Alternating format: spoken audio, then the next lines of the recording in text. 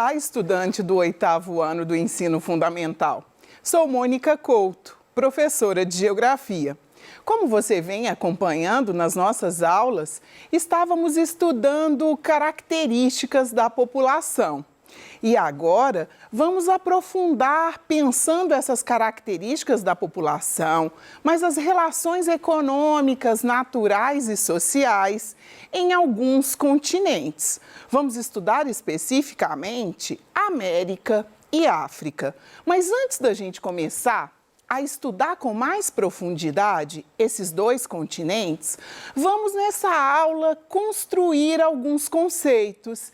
E dei o nome da aula, então, de múltiplos territórios. Já que iremos tratar, então, de dois continentes com grande volume de países, a gente primeiro vai começar a conceitualizar, a pensar alguns conceitos que vão ser importantes para a gente compreender as relações entre esses países.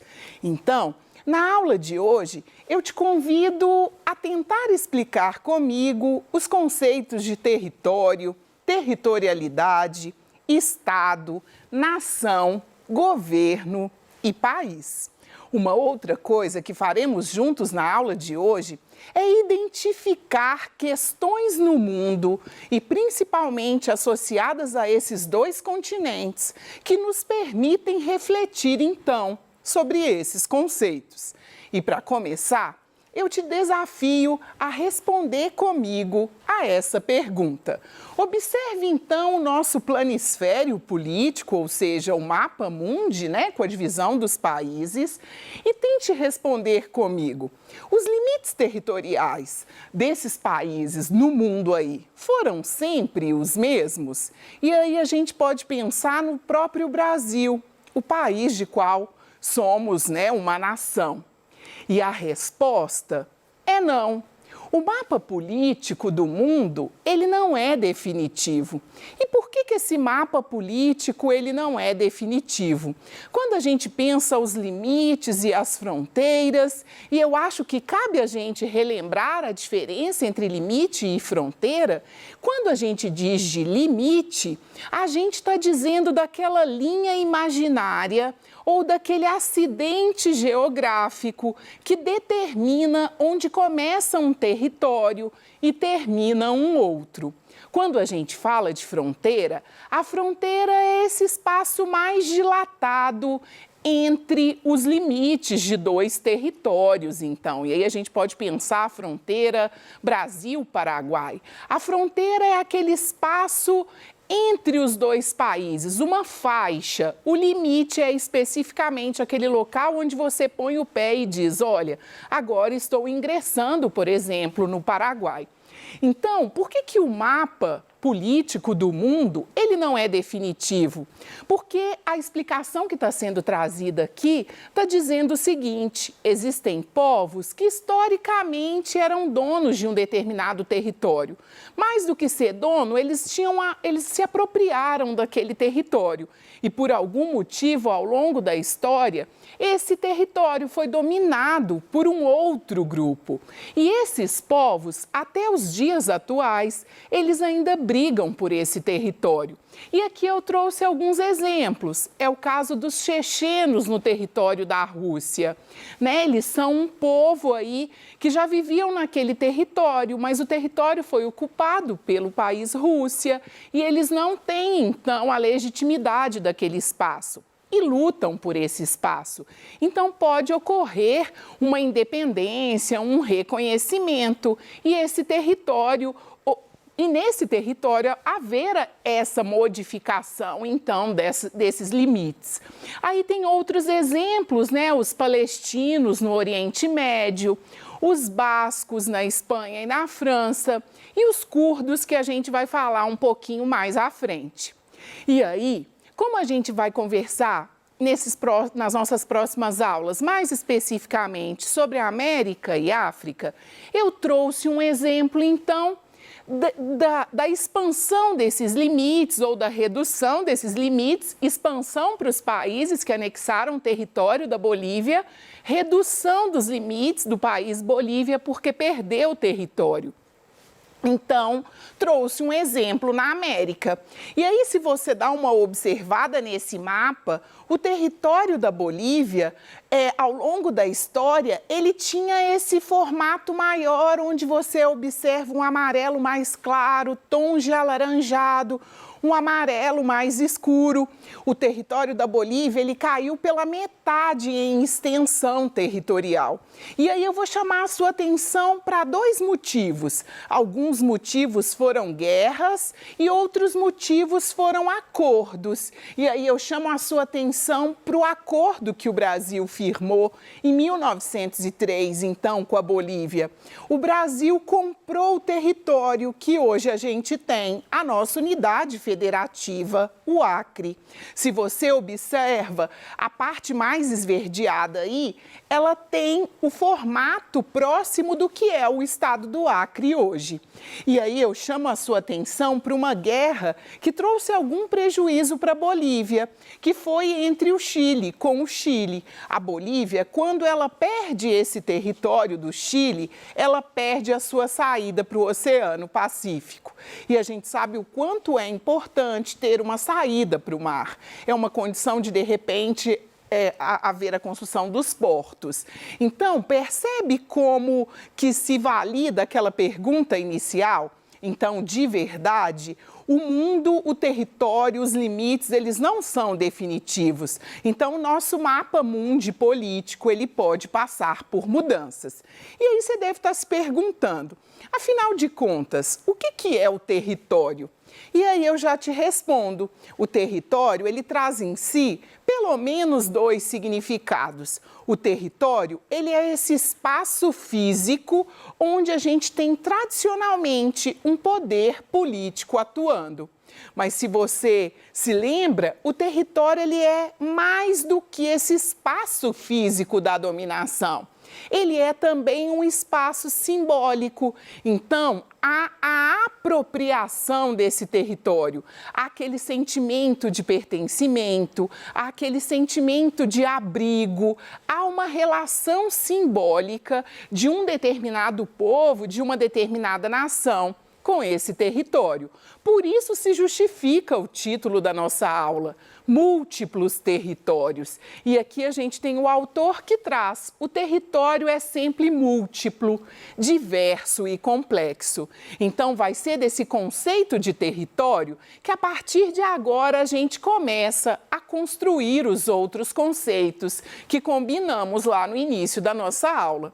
E aí você deve estar se perguntando, mas quando é que um território se configura como um estado e como um estado-nação?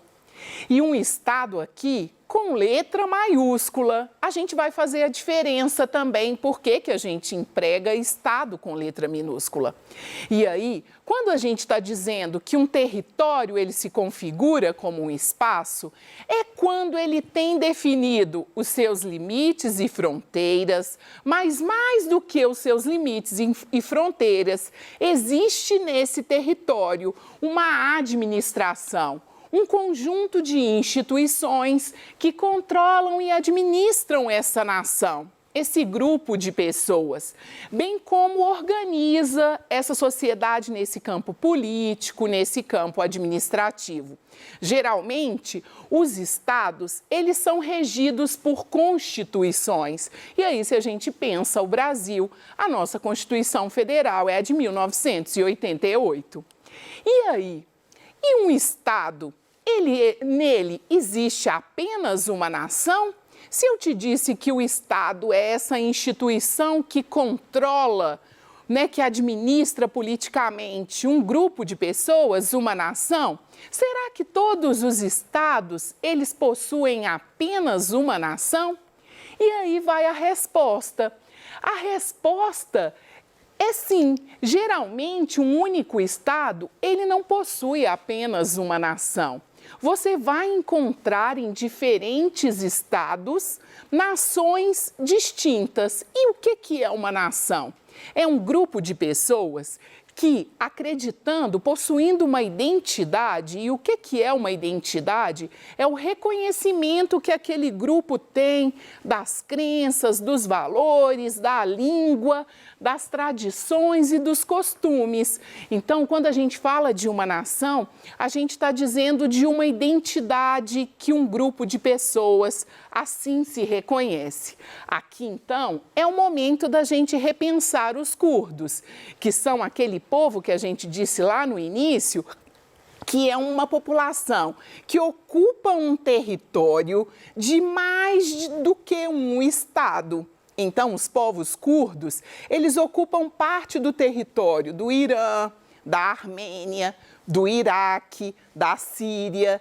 Então, eles são uma nação, um grupo de pessoas que tem uma crença religiosa, tem uma língua, eles chegam a ter símbolos nacionais. Os curdos, eles possuem bandeira, mas eles não têm legitimado o seu território.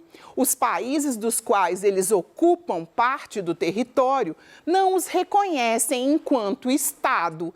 Então, embora eles tenham uma organização, tenham costumes, eles não representam um Estado, mas sim configuram uma nação. Uma nação que vive em constante conflito com esses países do qual fazem parte, né, o seu território, ocupam o seu território, em busca dessa independência e desse reconhecimento enquanto Estado. E aí você deve ter ficado meio na dúvida, né? Estado é a mesma coisa que governo? Não. Estado não é a mesma coisa que governo. Mas o que o governo representa, então, quando a gente pensa o Estado?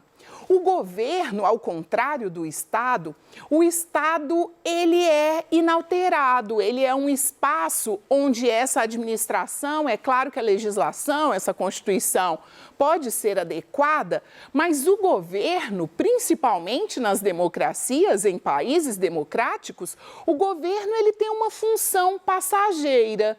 Ele chega para fazer a administração executiva, ou seja, administrar os interesses públicos do povo que os elegeu, mas ele tem uma temporalidade que é diferente da temporalidade do Estado brasileiro, por exemplo, do Estado norte-americano. Então, a Constituição do Estado, ela permanece enquanto os governos, caso não sejam reeleitos, eles têm um tempo, e mesmo sendo reeleitos, eles têm esse tempo aí de permanência. Então, o governo vai ser esse exercício do poder nesse território, né? E é o órgão do poder executivo. Então, é o órgão que administra os interesses desse povo, dessa nação. E aí você deve estar se perguntando, ela ora fala país, ela ora fala estado, né? Como então a gente consegue definir país? E aí, alguns autores ousam dizer que país e estado podem ser considerados como sinônimo, mas como toda regra tem exceção, no caso do país acontece quando a gente pensa o Reino Unido. Porque se eu chamo o Brasil de Estado ou de país, Estado-nação, com letra maiúscula, tudo bem, o país e o Estado, eles têm a mesma conformação territorial. Mas quando a gente tenta chamar, por exemplo, o Reino Unido de Estado e país, a nossa regra já cai por terra, porque o Reino Unido ele é um Estado quando a gente pensa aquele grupo de países que os compõem. Então, é só por isso que a gente não vai tratar, então, como um sinônimo. E o país, então, ele tem uma característica, ele considera uma característica física também. É uma área geográfica. É uma área geográfica que tem limites, aí acaba se aproximando do Estado, além de uma identidade política independente, que possui governo, administração, leis, né, e leis e forças de segurança para uma determinada população. Então, muitas das vezes a gente vai tratar como sinônimo, mas lembra então que ficou aquela questãozinha lá, que nem sempre a gente vai poder dizer que todas as vezes o estado corresponde ao país, mas na maioria das vezes isso acontece. Aqui é só para você já se aproximar, né, do mapa do continente africano, um continente que a gente vai estudar então nas nossas próximas aulas de geografia.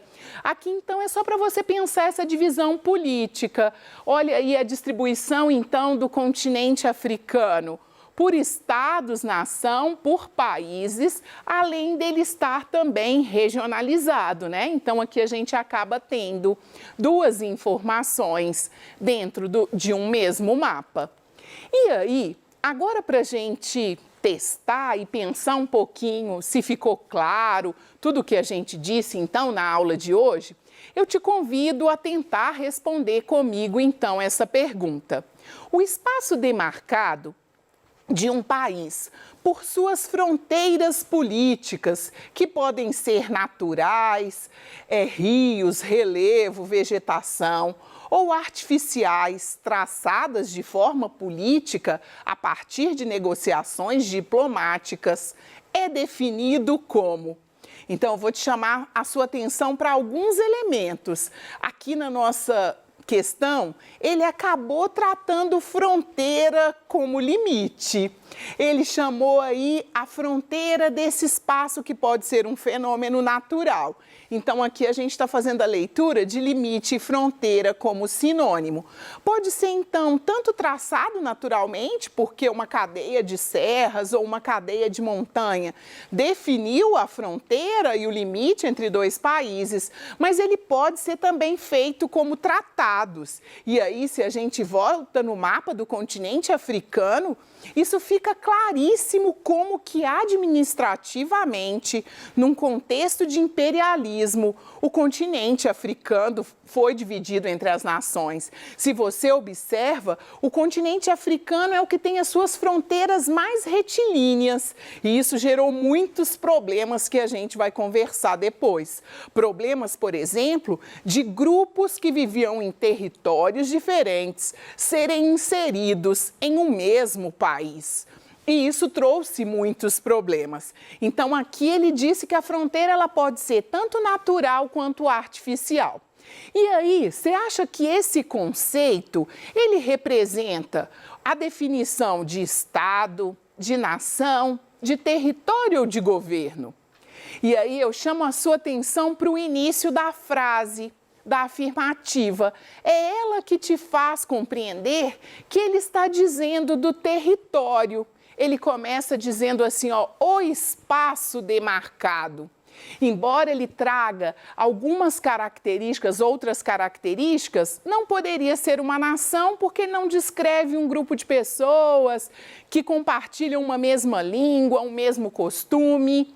Não poderia ser o Estado porque ele não trouxe as questões administrativas, ele trouxe só a ideia dos limites e das fronteiras.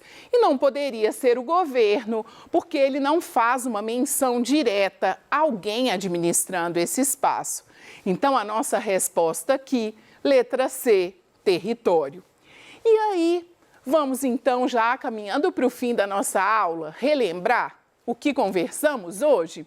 Então, na aula de hoje, a gente conversou e descobriu que um mesmo estado pode abrigar diferentes nações. E aí, aqui na revisão, eu trouxe um exemplo para você. No Canadá, por exemplo, temos nação de origem inglesa e nação de origem francesa vivendo dentro de um mesmo estado. A gente viu que governo é diferente de Estado, porque o governo ele tem um prazo de vivenciar esse poder sobre esse Estado. E o Estado, ele permanece inalterado, ou seja, ele tem uma conformação e uma organização que está para além daquela pessoa que foi escolhida, né, nos países democráticos para dirigirem esse território. E a gente disse também, né, retomando, que tanto um Estado pode ter várias nações, quanto várias nações, como os curdos, podem estar distribuídos em vários estados, como a gente viu. Então, eu te convido a, nesse momento, ficar em casa, compartilhar o seu aprendizado, nos mandar as suas dúvidas e até a próxima aula.